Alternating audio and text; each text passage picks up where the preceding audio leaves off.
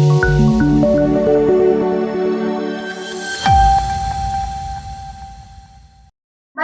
આરટીઓના અધિકારીઓ સાથે બેઠક બાદ સ્કૂલ વર્દીના વાહન ચાલકોએ તેમની હડતાલ સમેટી લીધી। ભરૂચમાં આરટીઓના અધિકારીઓ સાથે બેઠક બાદ સ્કૂલ વર્દીના વાહન ચાલકોએ તેમની હડતાલ સમેટી લીધી છે।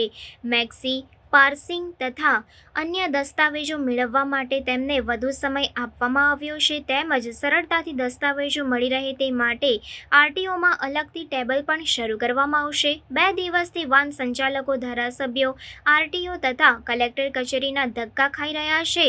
બીજી તરફ વરસાદી માહોલમાં બાળકોને તેમના વાલીઓ શાળાએ મૂકવા જઈ રહ્યા છે। રાજકોટ અગ્નિકાંડ બાદ સ્કૂલ વર્દીના વાહન ચાલકો માટે કડક નિયમો કરવામાં આવતા ભરૂચ અંકલેશ્વરના 400થી વધુ સ્કૂલ વર્દીના વાહન ચાલકો મંગળવારથી હડતાલ પર ઉતર્યા હતા।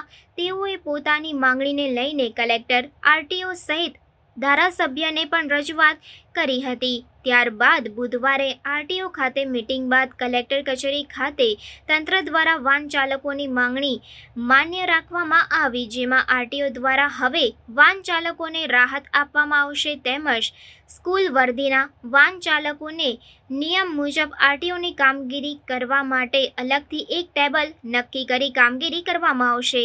જો કે કોઈ સમય મર્યાદા આપવામાં આવી નથી, જેથી સ્કૂલ વર્દીના વાહન ચાલકો આજથી પોતાની હડતાલને વિરામ આપશે।